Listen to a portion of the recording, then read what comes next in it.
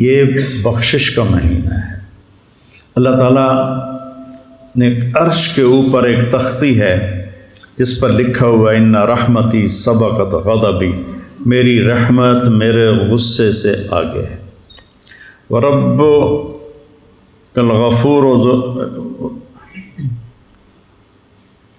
ربکم الغفور ذو الرحمہ لو یؤاخذہم بما کسبوا لعجل لهم العذاب بل لهم موعد لن یجدوا من دونہ موئلا۔ کہ تیرا رب الغفور ہے اور الرحیم ہے، اگر وہ پکڑنے پہ آتا تو تم میں ایک بھی زندہ نہ چھوڑتا، انسان تو انسان جانوروں کو بھی مٹا کے رکھ دیتا۔ میری رحمت میرے غصے پر حاوی ہے۔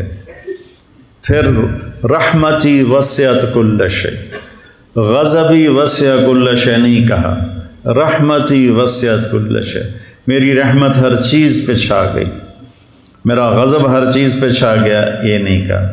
پھر اللہ کے جو صفاتی نام ہیں 99، ویسے تو بے شمار ہیں، نہ ان کی کوئی حد ہے نہ حساب ہے، جو ترمذی کی روایت میں 99 نام ہیں، ان میں صرف ایک نام اللہ کے غصے کو بتاتا ہے، باقی سب اس کی بادشاہی کو، شہنشاہی کو، رحم کو، کرم کو، سخاوت کو، فضل کو، محبت کو بتاتے ہیں۔ 99 میں سے ایک، وہ 1 اور 98 کیا نسبت؟ ایک صفت ہے المنتقم، انتقام لینے والا، ان اللہ واللہ عزیز ذو انتقام، المنتقم، قیامت کے دن ٹھکانے لگا دے گا مجرموں کو۔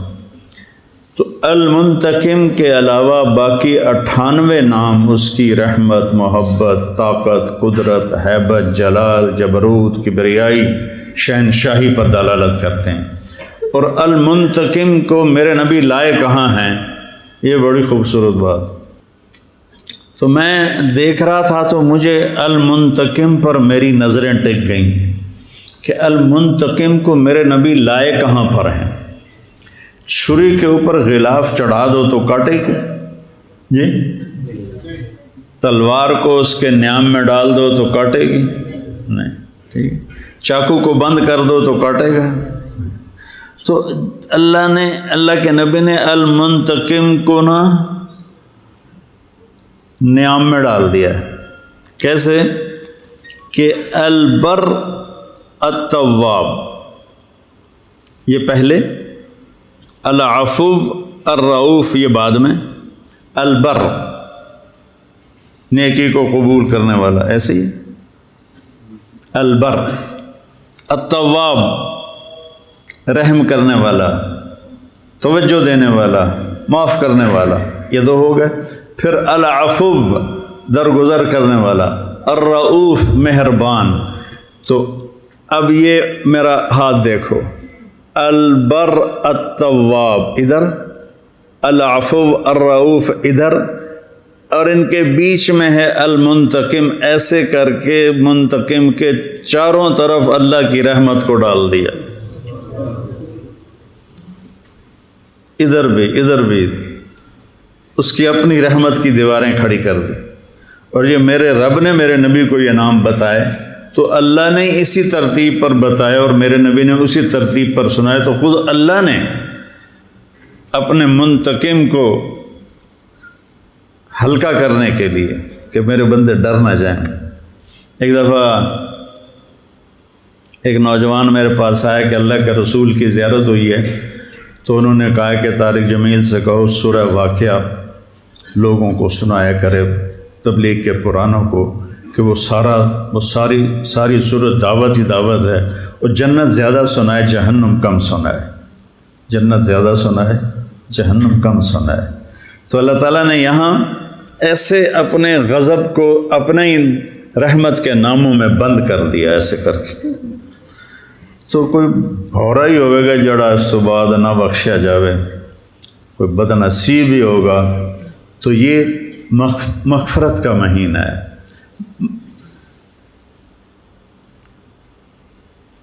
ایک آیت ہے، اکثر لوگوں میں یہ ہوتا ہے کہ ہماری تو بخشش کوئی نہیں، نا امیدی ہوتی، پتہ نہیں ساڑی بخشش بھی ہونی ہے کہ نہیں ہونی، اتنا گناہ کیتے نہ سی ساڑی معافی کوئی نہیں۔ تو اللہ کہتا ہے یا عبادی، اے میرے بندو، تو اے میرے بندو میں جو پیار ہے، یا عبادی، یا عبادی، اے میرے بندو. تو میرا آدمی اسے کہتا ہے جو اس کی پسند کے مطابق چلے. میرا بیٹا میں اسے کہتا ہوں جو میری مان کے چلتا ہوں. ورنہ تو ماں باپ کہتے ہیں تو ہماری اولاد ہی نہیں ہے، اور اخباروں میں اشتہار دے دیتے ہیں میں نے اپنے بیٹے کو آگ کر دیا. تو اللہ کہہ رہا ہے یا عبادی، پہلے صرف اس لفظ کا آپ مزہ لو، یا عبادی، اے میرے بندو. تو اس کے بعد آنا چاہیے ایمان والو، تقوی والو، نیکی والو، جہاد والو، روزے والو، علم والو، ذکر والو، تہجد والو، سخاوت والو، محبت والو، درگزر والو. لیکن آگے کا جو جملہ ہے نا وہ تڑپا کے رکھ دیتا ہے، یا عبادی. یا اللہ کون؟ تیرے بندے کون؟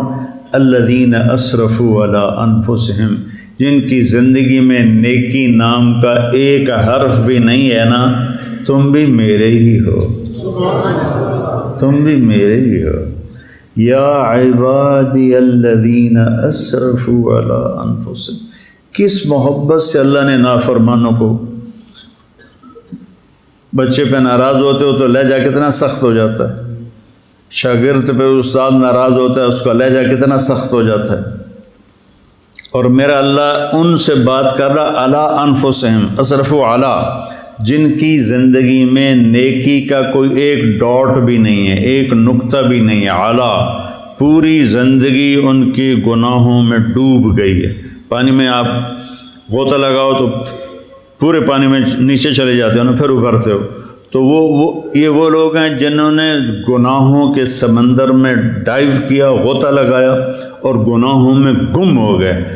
اللہ نے کہہ رہا ہے اے میرے نافرمان بندو. اس سے زیادہ اور اللہ کا پیار کیسے بتاؤں؟ اے میرے نافرمان بندو. تو سہمے ہوئے، ڈرے ہوئے، ساڑی تو بخشش کوئی نہیں، ساڑا تو کوئی حال کوئی نہیں. تو اللہ تعالیٰ کہہ رہا ہے لا تقنطوا من رحمت اللہ، میری رحمت سے مایوس نہ ہونا، مایوس نہ ہونا. ان اللہ یغفر الذنوب جمیعا. ایک ان، یہ بچے سمجھیں گے، ایک پھر اسم ذات، صفت نہیں آئی، اسم ذات. ان اللہ، اللہ اپنے ذاتی نام کو لائے. پھر یغفر الذنوب، ذنوب پر پھر الف لام آیا. پھر جمیعا، اس کی مزید تاکید آئی، بے شک اللہ تمہارے سارے کے سارے اگلے پچھلے نئے پرانے گناہ معاف کر دے گا. کیوں؟ انہو، تم مانو یا نہ مانو، وہ اللہ جو تمہیں معاف کر دے گا. کیوں معاف کر دے گا؟ کہ ہوا، انہو ہوا، ایک انہو پھر ہوا، تاکید کے اوپر تاکید. انہو ہوا الغفور الرحیم، وہ ہے ہی غفور الرحیم، تو تمہیں معاف کیوں نہ کرے؟ بس اتنی بات ہے. وَأَنِيبُوا إِلَىٰ رَبِّكُمْ، توبہ کرو. توبہ کے بغیر اللہ تعالیٰ کا قانون کے خلاف ہے کہ توبہ بھی نہ کرے اور کہے مجھے اللہ معاف کر دے گا. پھر تو حسین اور شمر ایک ترازو میں تل گئے.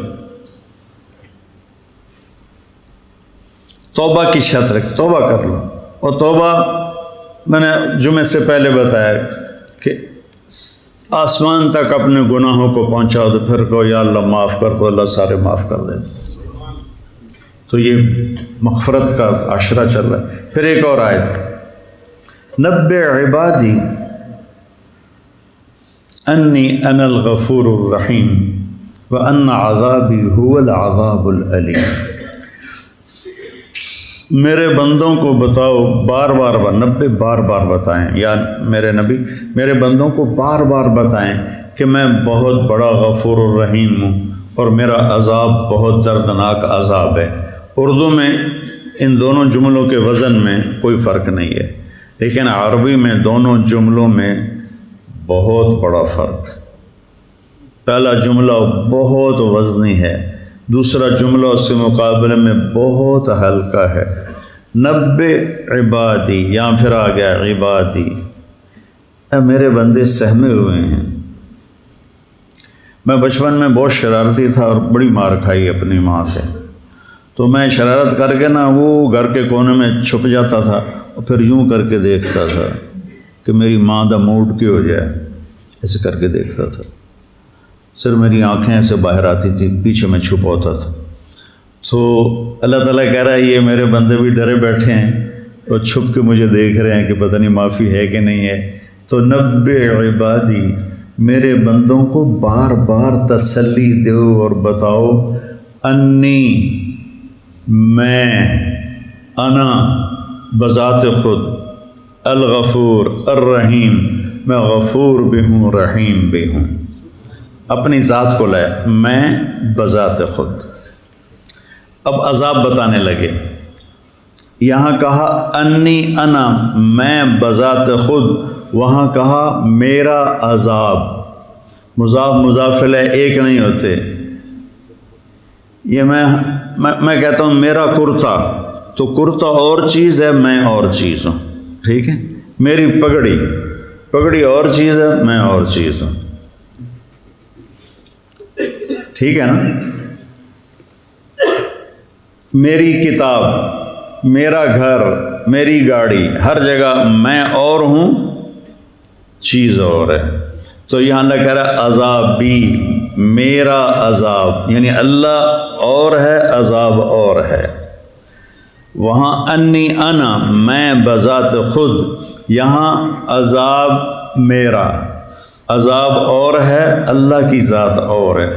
پھر اس کو کہا ہوا، وہ دور کر دیا، غائب کا صیغہ استعمال کیا، ہوا۔ وہاں انا، انی انا، اور یہاں ہوا، وہ دور کر دیا، دکھایا نہیں۔ هو العذاب العلیم، وہ بہت بڑا عذاب ہے لیکن دکھایا نہیں۔ میں جب رائمنڈ میں داخل ہوا نا تو بہت سختی تھی، بہت پٹائی ہوتی تھی، بڑی بری طرح۔ اب میں گورنمنٹ کالج سے آیا اور نیا تو میرے استاد تھے مولانا عبد الرحمن صاحب رحمۃ اللہ علیہ، تو وہ بہت مارا کرتے تھے۔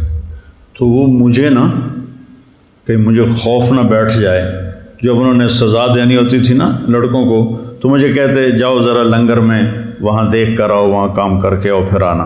تو مجھے لنگر بھیج دیتے تھے، پیچھے ڈنڈا کاٹ لیتے سن کہ میں دیکھ نہ پاؤں۔ مجھے خبر ملتی تھی کہ آج محمد حسین کی بڑی پٹائی ہوئی ہے، آج خورشید کی بڑی پٹائی ہوئی ہے، لیکن میں دیکھتا نہیں تھا۔ تو اللہ نے یہاں اپنا عذاب دکھایا نہیں، انا عذابی ہوا، او دیوار دے پیچھے، اور غفور الرحیم انی انا، میں تمہارا رب تمہارے سامنے کھڑا ہوں اور تمہیں کہہ رہا ہوں میں بڑا مہربان ہوں، اور میرا عذاب وہ پچھا دور ہے، وہ شوخوپورہ روڈ سے، وہ بڑا عذاب ہے۔ کتنا خوبصورت فرق اللہ نے دونوں جملوں میں رکھا ہے۔ اپنی رحمت کو بتایا تو سامنے آ گیا، اپنے عذاب کو بتایا تو اس کو چھپا کے بتایا۔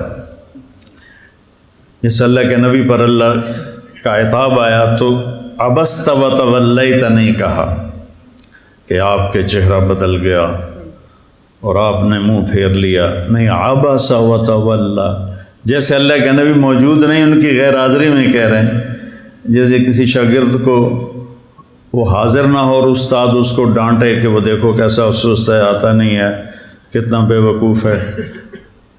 براہ راست ڈانٹنے کا اثر اور ہوتا ہے، اور خبر ملے کہ تجھے آج مولوی زبیر صاحب ڈانٹ رہے تھے تو اس کا اثر اور ہوتا ہے۔ تو یہاں عبس وتولی، وہ ان کے ماتھے پہ تیوریاں آ گئیں، وہ انہوں نے اپنا منہ پھیرا، اعراض کیا، سبحان انجاءہ، وہ ان کے پاس آیا ایک نابینا۔ تو اپنے نبی کی ذات کو غائب کر کے تنبیہ کا جملہ استعمال کیا۔ تو یہاں بھی اللہ تعالیٰ نے اپنے عذاب کو غائب کر کے بتایا، اپنی رحمت کو سامنے کر کے بتایا۔ تو یہ جو عشرہ چل رہا ہے بھائیو، یہ مغفرت کا ہے۔ تو ہم اگر اللہ سے بخشش چاہتے ہیں تو جن لوگوں سے ہم ناراض ہیں ہم انہیں معاف کریں اور اللہ پہ اس کا اجر چھوڑ دیں۔ تو یہ جو بچے آپس میں بعض اوقات کھٹ پٹ ہو جاتی ہے، تو یہ بھی کوئی اگر ایسا مسئلہ ہے کسی بچے کا کسی بچے کے ساتھ، تو وہ بھی جا کے ایک دوسرے سے معافی مانگو، ایک دوسرے کے گلے لگو۔ ایک مدرسے میں نے بیان کیا، تو وہ دورے کے طلبہ تھے، تو میں یہ آپس کی محبت معافی کی بات بہت کرتا ہوں۔ تو اس کے بعد مجھے ایک لڑکے نے آ کے بتایا کہ جی آپ کے بیان کے بعد 2 لڑکوں نے آپس میں صلح کی ہے۔ پہلا سال جب یہ مدرسے میں آئے تھے تو آپس میں کسی بات پہ لڑے تھے اور 9 سال تک انہوں نے ایک دوسرے کو سلام کلام نہیں کیا۔ آج آپ کے بیان کے بعد دونوں گلے مل کر روئے تھے۔ تو ایسے بچوں میں بھی ہو جاتی ہے کھٹ پٹ، اور محلے کے لوگ بھی بیٹھے ہیں، بھائیو معاف کرو، درگزر کرو، اور معافی مانگنے میں بڑا مزہ ہے۔ معافی مانگنے میں اور معاف کرنے میں بڑا مزہ ہے۔ حضرت معاویہ رضی اللہ تعالیٰ عنہ فرمایا کرتے تھے، مجھے معاف کرنے میں اتنا مزہ آتا ہے، کہیں اللہ قیامت کے دن یہ نہ کہہ دے کہ تو اپنے مزے کی وجہ سے معاف کرتا تھا۔ تو بھائیو غصہ نکالنے کا مزہ بھی ہوتا ہے پر وقتی ہوتا ہے، اور پی جانے کا اور سہ جانے کا اور درگزر کرنے کا جو مزہ ہے نا، وہ مستقل ساتھ رہتا ہے۔ تو اللہ سے بھی معافی مانگیں اور لوگوں کو بھی معاف کریں، اور اللہ تعالی ہمارا یہ باقی رمضان عافیت سے گزروا دے، اس کی بھی دعا کریں۔ اپنے ملک کے حالات کے لیے بھی دعا کریں کہ بڑے برے حالات سے ہمارا ملک گزر رہا ہے۔ اللہ تعالیٰ اس کی ہر فتنے سے حفاظت فرمائے، ہر شر سے حفاظت فرمائے۔ بڑی قربانیوں کے بعد یہ دیس بنا تھا، تو کہیں یہ دشمنوں کا شکار نہ ہو جائے۔ اللہ تعالیٰ ہم اللہ سے دعا کریں۔ دعاؤں سے جو کام بنتے ہیں نا، وہ سازشوں سے نہیں بنتے، تدبیروں سے نہیں بنتے۔ اب رمضان کا مہینہ ہے، سب یہ بچے روزے والے ہیں، یہ روزانہ سحری افطاری میں جو بچے قرآن سنا رہے ہیں، وہ اس میں دعا کریں کہ یا اللہ ہمارے ملک کے ساتھ خیر کا معاملہ فرما اور شر کو دور فرما۔ السلام علیکم۔